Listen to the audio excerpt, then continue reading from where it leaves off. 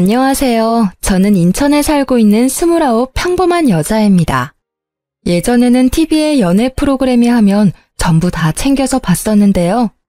요즘은 현실적인 사연 라디오를 더 많이 듣고 있습니다.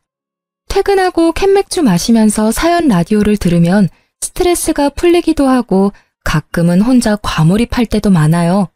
그래서인지 한 번쯤 제 사연을 보내보고 싶었습니다. 저는 2남 1녀 중 막내딸로 태어났습니다. 저희 남매는 나이 차이가 그리 많이 나지는 않았지만 어렸을 때부터 오빠들은 저를 딸내미 대하듯 살뜰히 챙겨줬습니다. 그래서인지 맛있는 음식, 좋은 거, 재밌는 건 다 오빠들한테 양보받으면서 컸어요. 어렸을 때는 몰랐는데 다 커서야 제가 과분한 사랑받으며 자랐다는 걸 깨달았습니다. 물론 그게 마냥 좋기만 한 건 아니었어요. 조금의 부작용도 있었거든요.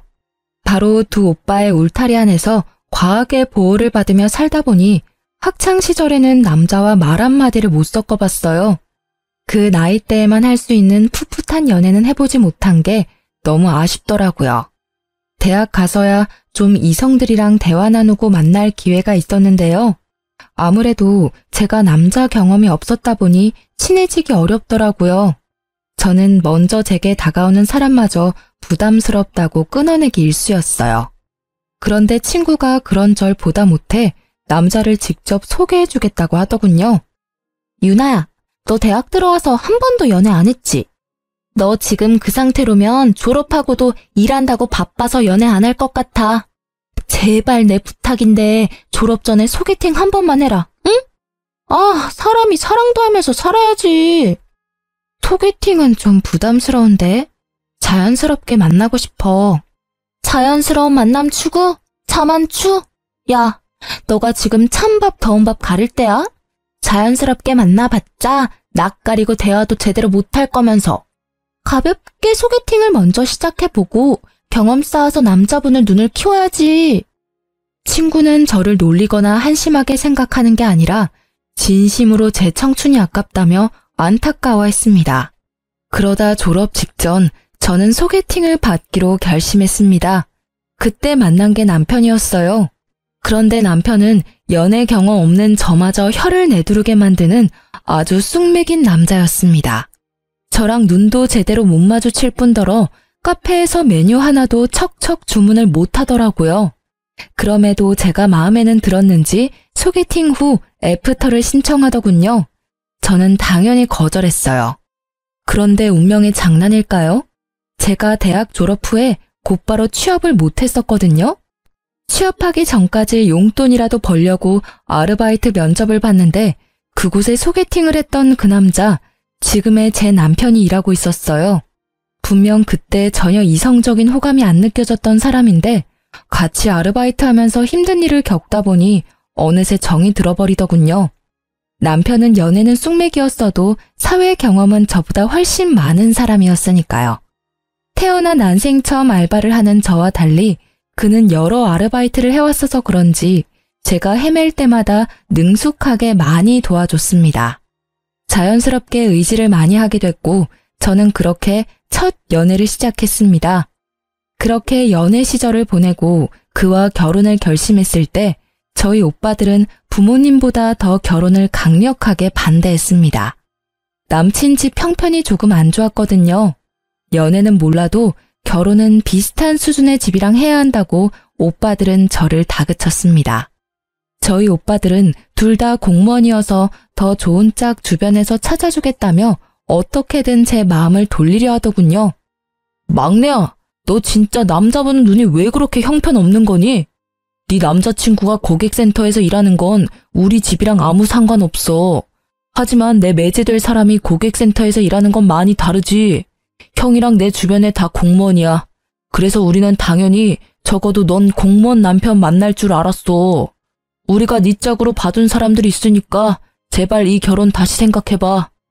공무원만 직업이야, 오빠? 왜 직업만 보고 그렇게 사람을 판단해? 그 사람 고객센터에서 나름 우수사원이야. 성실하고 일하고 있는데 직업 비하는 하지 말아줄래? 너 위해서 하는 소리야. 그 사람을 비하하고 싶은 마음 하나도 없다. 사람은 저마다 수준에 맞는 사람을 만나야 한다는 소리야. 그래야 결혼 생활도 평탄할 거란 말이야. 너 그 집안 감당할 수 있겠어? 그땐 오빠들의 말은 귀에도 안 들어왔고 제 눈엔 남자친구만 보였습니다. 남친은 본인 나름대로 열심히 사는 사람이었거든요. 넉넉한 집안도 아니었고 좋은 회사를 다니는 건 더더욱 아니었지만 그때의 남편은 불금에도 놀지 않고 대리운전을 해서 투잡을 뛰는 성실한 사람이었습니다. 저는 그런 남편을 보고 앞으로 무슨 일이 생기더라도 가족들은 먹여 살릴 사람이라 생각했어요. 게다가 저 역시 결혼해서도 일을 쉴 생각이 없었기에 둘이 배고를 일도 없겠다 안심했습니다. 오빠들은 끝까지 반대하다가 남편을 한번 제대로 만나보고는 사람은 좋더라면서 제게 사과했습니다. 부모님께서도 끝내 막내딸이 좋아하는 남자면 인성만 좋으면 됐다 하셨고요. 그렇게 저는 친정가족이 반대했던 결혼을 해냈습니다. 그래서인지 더더욱 잘 살고 싶었어요. 남편은 어렸을 때 시부모님께서 이혼하셔서 시모랑 시누이랑 살았어요. 사람은 착한데 여동생 있는 것 치고 센스가 너무 부족했던 남편은 제가 연애하면서 많이 고쳐놔서 사람으로 만들었어요. 연애 초반에는 뭐 맛있는 거라도 먹으러 가면 저보고 먹어보라는 소리도 없이 허겁지겁 남편이 혼자 다 먹어버려서 벙찐 적도 있었습니다. 그때 화를 안 내고 저는 아무도 안 뺏어 먹는다고 어린아이한테 알려주듯 남편에게 말했어요. 몇 번 그러더니 나중에는 반성하고 식탐 부리는 걸 고치더라고요. 그리고 제 선물을 받기만 하고 한 번도 따로 선물을 안 챙기길래 가끔은 선물 받고 싶다고 솔직하게 말했습니다. 그랬더니 화들짝 놀라더라고요. 자기가 받고만 있는지 정말 인지를 못하고 있었대요. 저는 사랑은 주고받는 거라고 기념일에 소소한 선물이라도 좋으니 준비해달라고 말 그대로 교육을 시켰습니다. 저희 남편은 빙빙 둘러서 말하는 것보다 직설적으로 말하면 긍정적으로 바뀌었거든요. 그렇게 발전하는 모습 보고 당장 내일 그리고 몇 개월, 길게는 몇 년 후에는 남편이 더 괜찮은 남자가 될 사람이라 믿었습니다. 지금 하나하나 돌이켜보니 정말 저는 그 사람을 사랑해서 결혼했던 것 같네요. 그런데 그 사랑도 결국은 결혼 후 시댁 문제로 차갑게 식어버리더군요. 팔은 안으로 굽는다고 남편은 그냥 제 사람이 아니라 여전히 시댁 장남에 불과했습니다. 여보, 동생이 못 본 지 오래됐다고 식사 같이 하재. 그래? 생각해보니 아가씨 못 본 지 좀 됐네? 언제쯤? 근데 우리 결혼식 이후로 양가 부모님 모시고 식사했던 적 없었지? 내 동생만 부를 게 아니라 아예 가족들 다 모여서 밥 한 끼 먹는 건 어때? 오, 그거 좋은 생각인데? 저는 놀랍도록 발전한 남편의 센스에 감탄했습니다. 친정 식구들이랑 시댁 식구들 전부 초대해서 식사 대접하고 싶다고 먼저 말을 꺼낼 줄 몰랐거든요. 상견례 그리고 결혼식 이후로 처음 양가 가족이 모이는 자리였죠. 그날 바쁜 큰오빠 빼고 작은 오빠만 와서 같이 식사를 했습니다. 그런데 남편이 식당을 예약하겠다 해서 맡겼는데 상견례를 할 법한 고급 한정식 집을 예약했더라고요. 가격대가 비싸서 저는 조금 놀랐습니다. 겉으로 티는 안 냈지만 남편에게 속삭였죠. 여보야, 오늘 무슨 날이에요? 인당 7만 원이야. 오늘 중요한 날이거든. 남편은 의미심장한 웃음을 짓고 저는 뭐 남편이 좋은 소식이라도 저 몰래 알리는 자리인가 싶었어요. 친정 부모님께서도 분위기가 분위기다 보니 혹시나 제게 임신했냐고 물어보셨어요. 아니라고 말씀드리고 기왕 간 거 맛있게 먹었습니다. 많은 발전은 했지만 아직은 부족한 남편의 센스에 알려줄 게 늘었다고만 생각했어요. 무슨 날도 아닌데 가족들 모일 때마다 고급 한정식 집을 갈 수는 없는 거니까요. 그런데 요즘 애들 말로는 플러팅이라고 하죠. 저희 작은 오빠 옆쪽에 앉은 시누이가 관심 있는 이성을 은근슬쩍 꼬셔내듯 작은 오빠 팔에 은근한 터치를 하고 요상한 웃음을 흘리는 겁니다. 시누이의 행동을 보고 저는 그만 깜짝 놀랐습니다. 사돈, 부추전이 너무 맛있어요. 좀 드셔보세요. 예상 못한 신우의 터치에 저희 오빠는 대답도 안 하고 젓가락질을 멈추더군요. 그러면 그만둘 법도 한데 여전히 과한 관심을 보이는 신우이 때문에 제 얼굴이 다 화끈거렸어요. 거기다 시모는 한술 더 뜨셨어요. 막내딸이 눈치 없게 오빠들보다 먼저 시집가서 사돈 근심이 많으시겠어요. 그런데 보니까 사돈 총각도 그렇고 우리 딸도 그렇고 둘 다 결혼 적령기네요. 이렇게 된 거 둘이 짝을 이루면 어른들 고민도 없을 텐데. 네? 괜찮습니다. 지들이 알아서 맞는 짝 찾아서 결혼하겠죠. 엄마는 불쾌한 티를 숨기셔도 얼굴 표정에서 다 드러났고 친정아빠는 어머님의 의도를 파악 못하고 웃어 넘기셨습니다. 그런데 시모는 멈추지 않고 갑자기 겹사돈 얘기를 꺼내셨죠. 저 농담 아니고 진심으로 말씀드리는 거예요. 사돈 총각 정말 사윗감으로 놓치기 싫어서요. 겹사돈이면 명절에 이렇게 자주 모이고 얼마나 좋겠어요? 엄마, 식사 다 끝내시고 말씀하신다면서요. 괜히 당사자들 쑥스럽게 왜 그래요? 시모는 신우와 저희 오빠를 연결시키려는 분위기를 만들었고 한술 더 떠 신우는 부끄러워했어요. 뭐 인연이 된다면야 겹사돈이 될 수도 있지만 난데없이 당사자 의견은 물어보지 않고 이런 자리를 만들었다는 게 좀 황당했습니다. 게다가 신우이는 오래 사귄 남자친구가 있었거든요. 아가씨 남자친구 있으시잖아요. 아니, 그놈이랑은 헤어질 거야. 결혼까지 생각하고 만나는 거 아니고 정 때문에 만나는 거지. 암튼 사돈 총각 절대 그놈은 신경 절대 안 써도 돼요. 넌 눈치도 없게 그걸 지금 말이라고. 제 말에 당황해서 어쩔 줄 몰라 하는 신우이 대신 시모가 대신 입장을 말하는데 그 말들도 참 웃겼습니다. 지금 사돈 처녀 만나는 사람도 있는데 겹사돈 이야기 하신 거예요? 아까부터 진짜 너무 불쾌하네요. 진지한 관계 아닙니다, 사돈. 이건 정말 예의가 아닌 것 같으시네요. 어머님, 곧 헤어질 사이예요. 깊은 관계 아닙니다. 오해하지 마세요. 아니, 사돈 처녀, 어머님이란 부르지 말아줄래요? 이게 무슨 경우 없는 상황인지 모르겠네요. 이미 식사 분위기는 엉망이 됐고 부모님은 집으로 돌아가셨습니다. 내내 잠자코 참고 있던 둘째 오빠는 남자친구가 있다는 말에 역시나 화가 났는지 자리를 박차고 일어났습니다. 이게 도대체 무슨 상황이지? 먼저 들어가 보겠습니다. 저는 사돈한테 일말에 관심 없고요. 잘 될 마음도 없습니다. 오히려 불쾌하네요. 종아야, 오빠 먼저 갈게. 나중에 연락하자. 오빠. 그렇게 식사를 끝마치지도 못하고 친정 식구들은 집으로 갔어요. 여보, 형님께서 계산 안 하시고 그냥 가셨대. 그래서 이 비싼 밥값 내가 계산 다 하게 생겼어. 빨리 형님한테 연락 좀 드려봐. 그게 무슨 소리야? 밥 한 술도 제대로 못 두고 간 우리 오빠가 왜 계산을 해야 해? 이 상황에 지금 그게 할 말이야? 여보야, 화내지 말고 이성적으로 생각해봐. 우리가 감당하기 너무 비싸잖아. 형님께 이체해달라고 연락 좀 해보면 안 돼? 울상짓는 눈치 없는 남편을 보고 저는 어이가 너무 없었어요. 자기가 온 식구 다 불러 모아놓고는 왜 우리 오빠 보고 계산하래? 어머 얘, 너 그러다 내 아들 잡아먹겠다. 뭘 그렇게 도끼 눈을 하고 애한테 따져. 내가 사돈 총각이랑 내 딸 한번 이어주려고 자리 마련해보라 시켰다. 그게 뭐가 잘못됐니? 참나, 돈도 잘 벌면서 이 정도 식사값도 계산 안 하고 그냥 가다니. 어머님, 저 도저히 이해가 안 가서 그러는데요. 왜 저희 오빠가 식사값을 당연히 계산해야 하나요? 그리고 지금 이 상황 저도 너무 속상하고 화나요. 새언니, 왜 속상해요?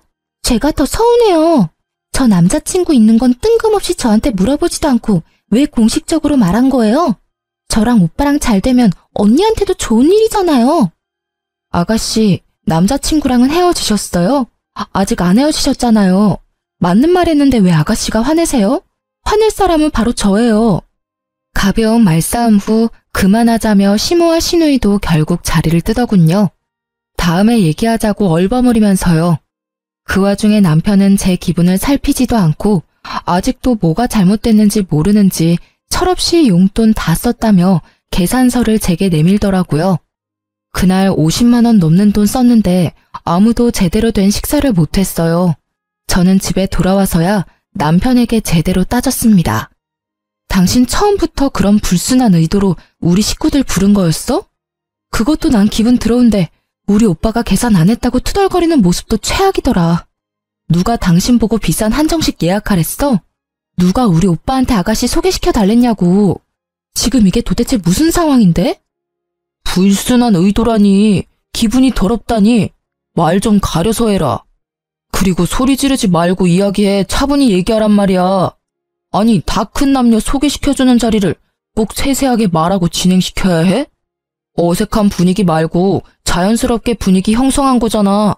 우리 엄마께서 얼마나 무안하셨겠어? 당신 그렇게 안 봤는데 너무 매정한 것 같아. 충분히 좋게 위트 있게 넘길 수도 있는 상황이었어. 게다가 오빠로서 지금 내 동생 남친은 비전이 없어. 결혼시키기 싫다고.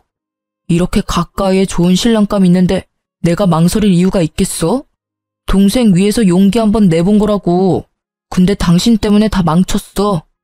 너나 소리 지르지 마. 이 상황에 무슨 교양을 따지니? 너 지금 네가 뭘 잘못한 건지 모르지?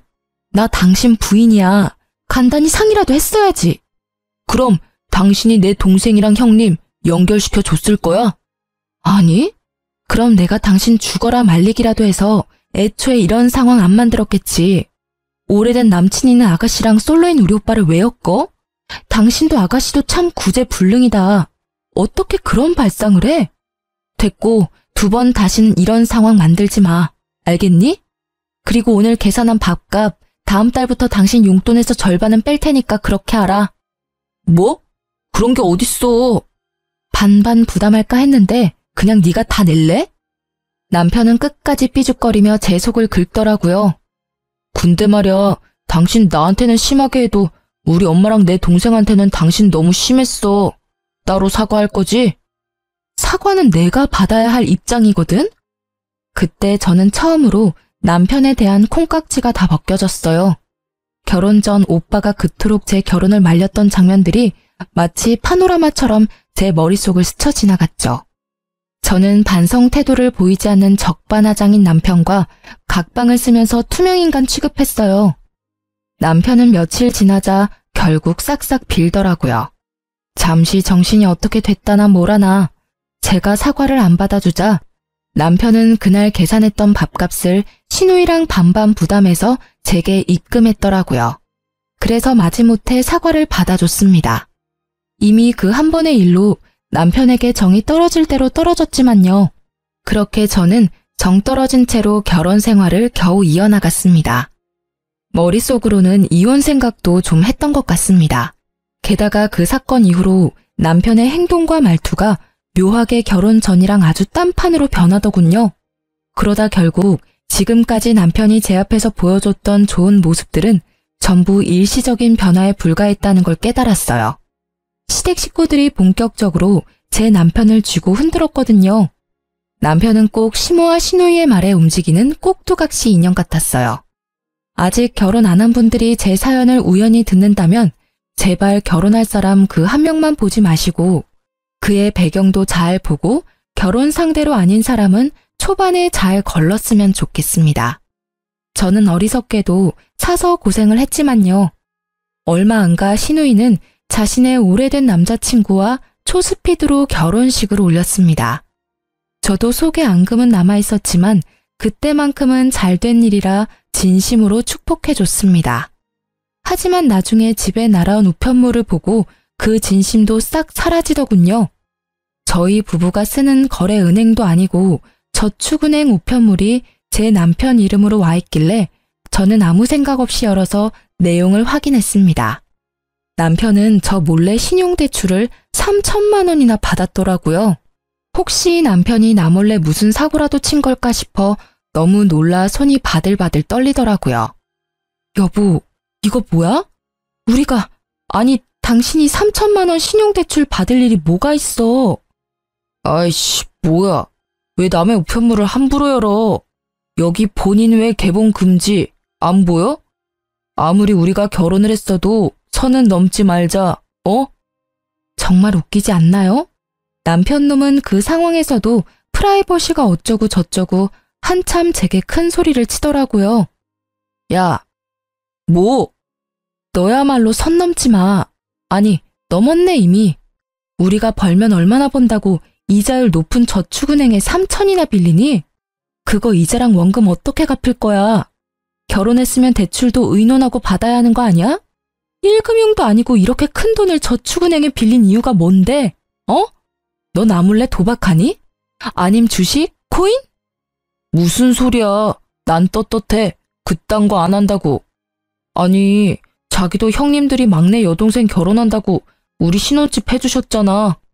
형님들은 당신한테 집 해주셨는데 나도 오빠니까 내 하나뿐인 동생 결혼한다는데 뭐라도 해줘야지.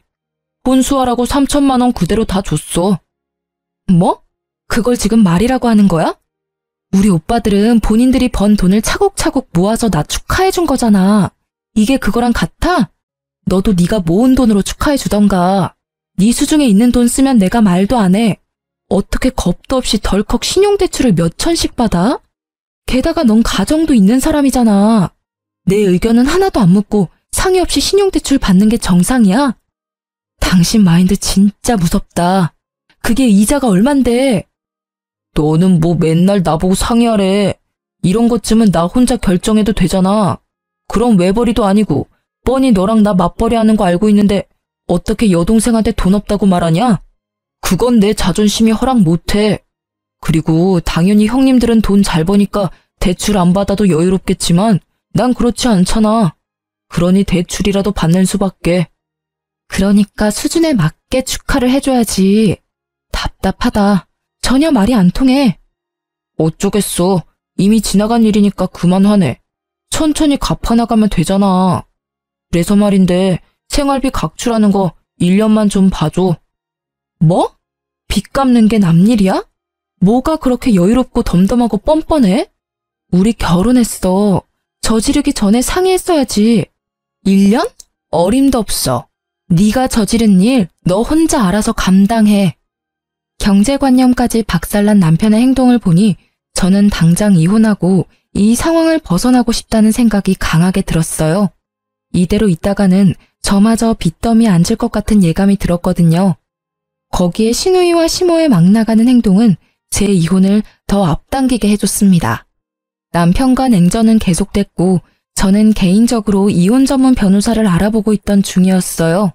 자고 있는데 새벽에 갑자기 시누이가 신혼집에 쳐들어와서는 저를 몰아붙이더군요. 언니 때문이라고요. 이게 다 새언니 때문이야. 아가씨 왜 이러세요? 지금 시간이 새벽 2시 반이에요. 신우는 난데없이 나타나서 바닥에 널브러져서 울기만 하며 하염없이 제 탓을 하더라고요. 다짜고짜 전부 제 탓이라는데 한편으로는 왜 그러는지 궁금하면서도 너무 어처구니가 없었어요. 그리고 시누이가 연락을 한 건지 시모도 곧 신혼집에 행차했습니다. 시모가 오니 신우는 어쩐지 더 기세가 등등해져서 울음소리는 더 커지고 저를 살짝 밀치기까지 하더군요. 그런 와중에도 남편 놈은 저를 지켜주지도 않고 잠자코 그 상황을 지켜보고만 있었습니다. 어차피 이제 이혼할 놈이지만 진짜 너무 괘씸하더라고요. 내가 언니 때문에 그날 상진 오빠 놓치고 결국 그 모질이랑 결혼했다가 이 꼴 났잖아요. 그 모질이 놈 바람났어. 내 결혼 어떡할 거야. 신우가 언급한 상진 오빠는 저희 둘째 오빠 이름이에요. 그러니까 신우 말을 정리해보면 저희 오빠랑 결혼했으면 자기는 남친이랑 결혼했을 일은 전혀 없었다고요. 그러니까 신우의 남편이 핀 바람이 갑자기 다 제 탓이 된 거예요.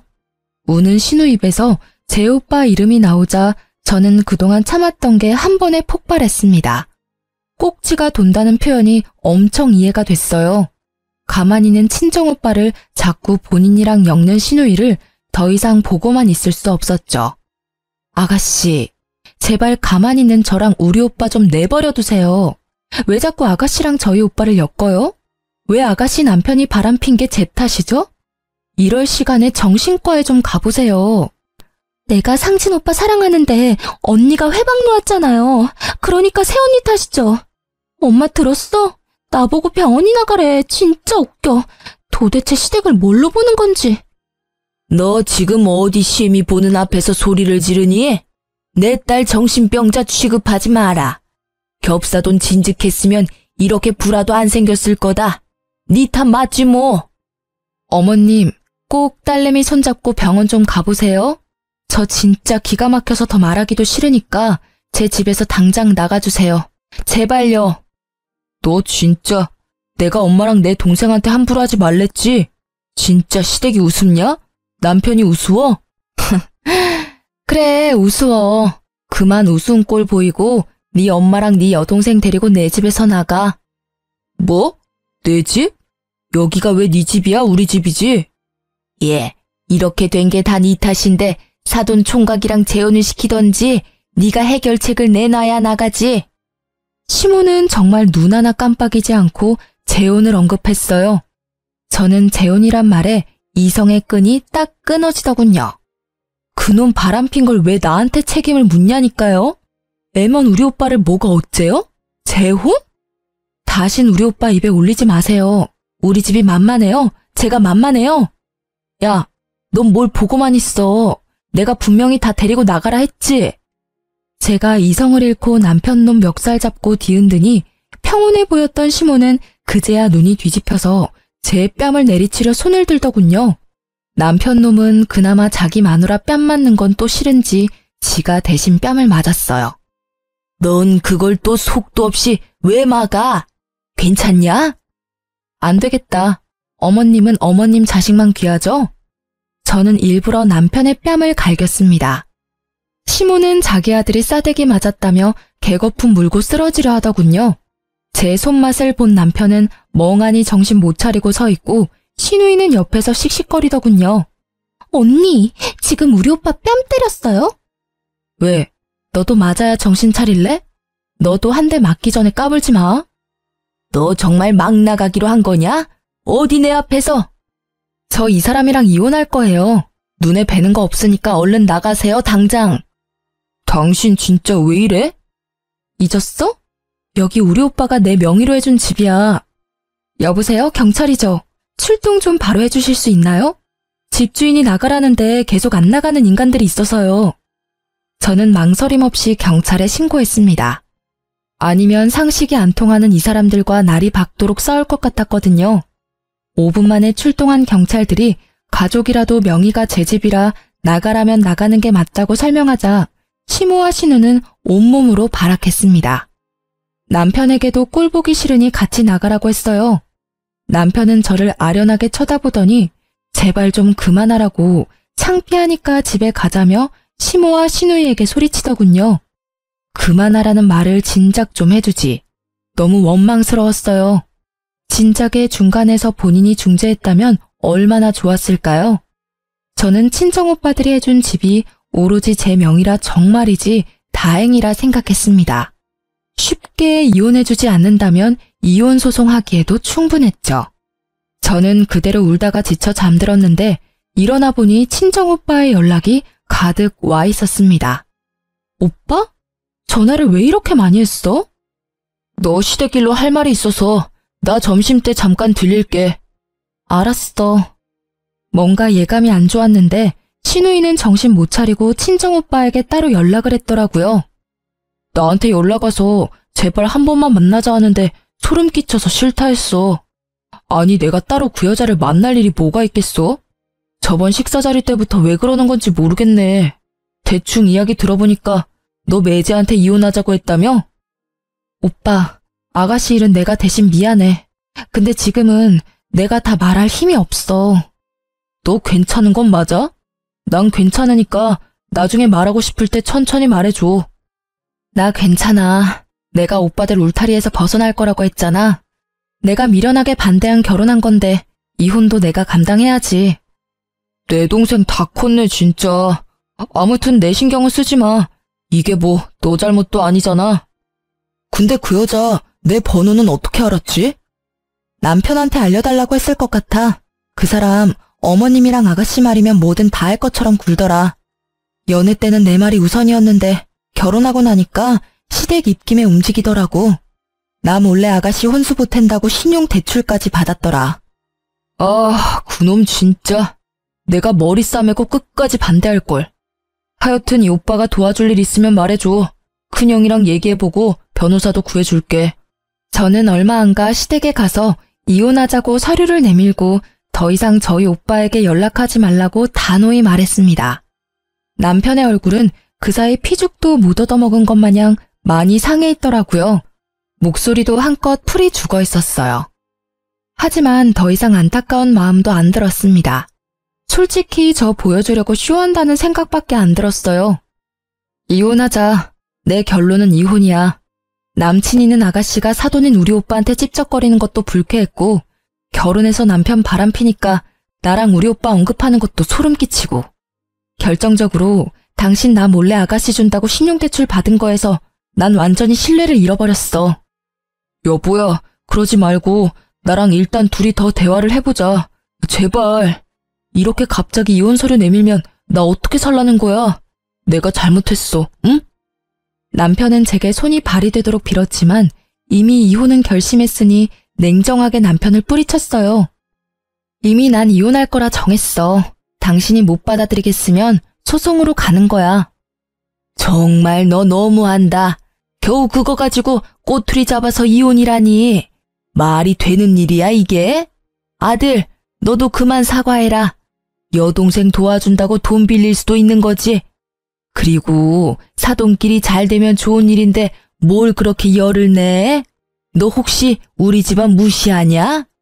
이 계기로 우리 아들 완전히 네 손바닥에 두고 살고 싶다 이거야? 요망하다 정말. 시모의 치맛바람이 또 불기 시작하자 남편은 의외로 시모에게 불같이 화를 냈습니다.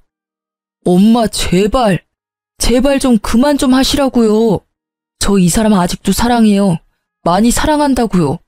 이 사람한테 이제 함부로 말하지 마세요.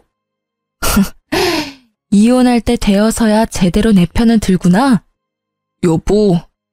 미안하지만 너 이제 와서 정신 차린다 해도 소용없어. 그러니까 내 편 들 필요 없어. 소중한 너희 어머니 여동생 편이나 들어.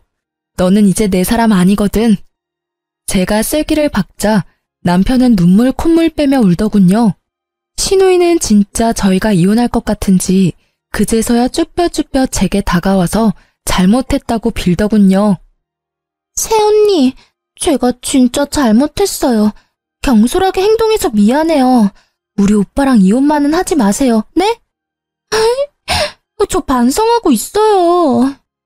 시누이가 비는데 저는 그 면전에 대고 이렇게 말했어요. 아가씨, 소름 돋으니까 가짜 눈물 흘리지 말아요.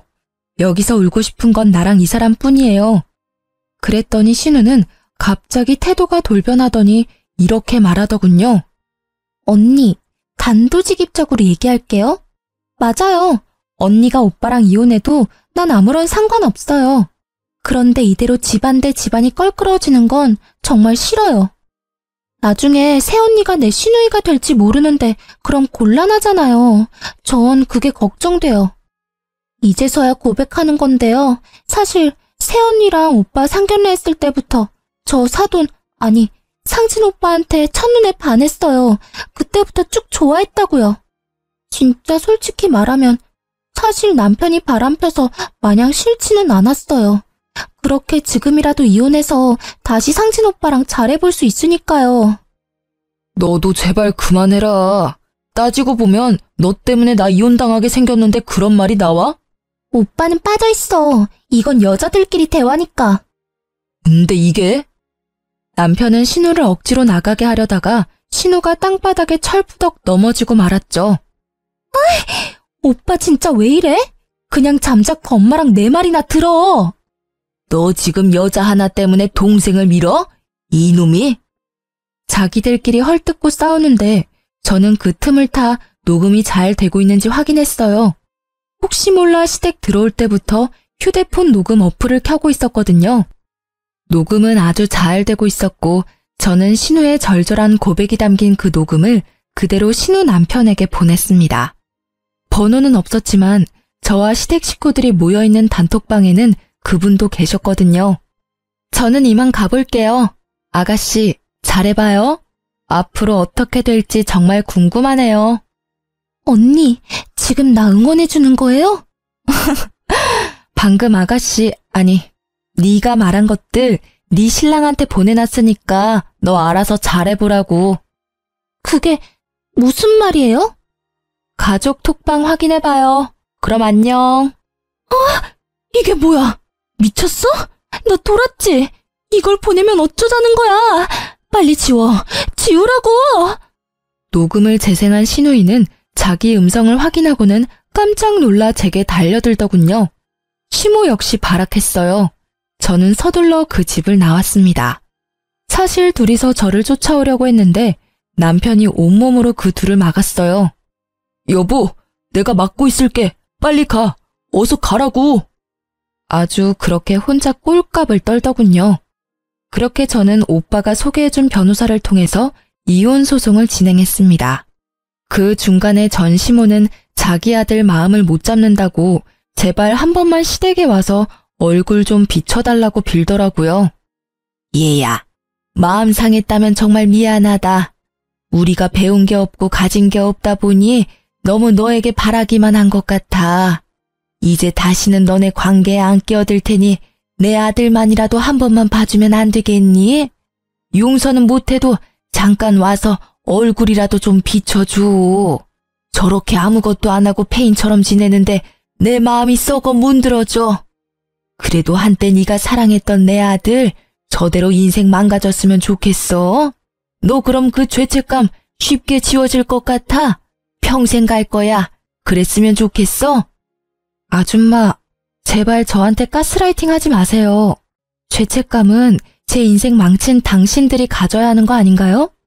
그리고 아들 인생 망친 게 누군지 모르시겠어요? 모르시면 잘 생각 좀 해보세요. 그리고 딸 교육도 좀 제발 부탁드립니다. 주제에 저희 오빠 옆자리 노리는 게 너무 웃기거든요. 뭐가 어쩌고 저째? 소송도 제게 좋은 쪽으로 마무리가 되어가고 있어서 저는 대인배의 마음으로 전 남편에게 눈 딱 감고 전화를 했습니다. 너 그렇게 살다가 평생 그 굴레에서 못 벗어나. 엄마랑 동생한테 휘둘리지 말고 신용대출 같은 거 다신 받지 말고. 네 인생 살려고 노력해. 나도 내 인생 살 테니까. 그나마 예정을 생각해서 일침 아닌 일침 날렸습니다. 그러자 전 남편이 전화기에 대고 통곡을 하는데 저는 듣기 싫어서 바로 끊어버렸네요. 그리고 전 시누이는 친정오빠한테 여전히 일방적으로 연락하고 있었나 봐요. 번호를 바꾸면 괜찮을 텐데 오빠는 오래 쓰던 자기 번호를 바꾸고 싶지 않아 했거든요. 차단을 해도 매번 새 번호로 연락이 와서 오빠는 최대한 자존심 상하게 한마디 했대요. 충격 요법을 쓰면 좀 나가 떨어질까 싶어서요. 오빠가 뭐라고 했냐면요. 저기요, 거울은 봐요? 스스로 주제 파악이 안 돼요. 얼굴이 예쁜 것도 아니야. 뭐 직업은 말해봐야 입 아프고. 아니, 그쪽 뭐 제대로 된 게 있어요? 애초에 사회에서 만났으면 말도 안 섞었을 거예요. 소중한 내 여동생의 가족이 될 사람들이니 그나마 상대해줬다고요. 이제 정신 차리세요, 이혼녀 아줌마. 뭐라고요? 이혼녀 아줌마? 그럼 당신 동생도 똑같거든요? 어떻게 그런 말을 해요? 그리고 나 어디 가서 예쁘다는 소리 듣거든요? 야, 내 동생이랑 어디 감히 비교해. 너보다 집안 빵빵하고 직업 안정적이고 네 오빠보다 든든한 오빠가 둘이나 있거든? 걱정 말고 넌 네 인생 살아. 한 번만 더 연락하면 스토킹으로 신고할 테니까 그렇게 알고. 전 시누이는 일말의 자존심은 남아있는지 그 뒤로는 연락이 안 왔다고 합니다. 나중에 알게 된 사실인데 신우 남편은 외도한 것도 아니었어요. 오로지 그것도 신우 본인의 감과 추측이었다고 합니다. 그 정도면 진짜 정신병원 가서 진료를 받아야 하는 것 아닌가요? 신우는 저희 오빠도 가능성이 없어지자 뒤늦게 자기 남편한테 매달려봤지만 제가 보낸 녹음 덕에 이혼당했더라고요. 저도 지 때문에 이혼했는데 자업자득이라 생각했습니다. 덕분에 살았다며 전 시누이 남편은 제게 고맙다고 인사까지 하더라고요.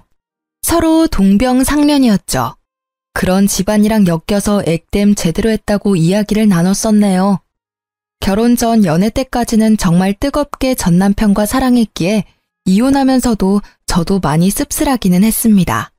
좋게 헤어진 게 아니니까요. 그만큼 저도 상처가 컸고 많이 아팠으니 저는 저대로, 전 남편은 전 남편대로 각자 알아서 이 고통을 이겨내야겠죠. 사랑만 가지고 결혼하는 건 정말 모험 같아요. 주변에서 말리는 결혼에는 다 이유가 있다라는 걸 비싼 값 주고 저는 경험했습니다. 다른 분들은 그러질 않길 바래요. 지금까지 제 긴 사연 들어주셔서 너무 감사합니다.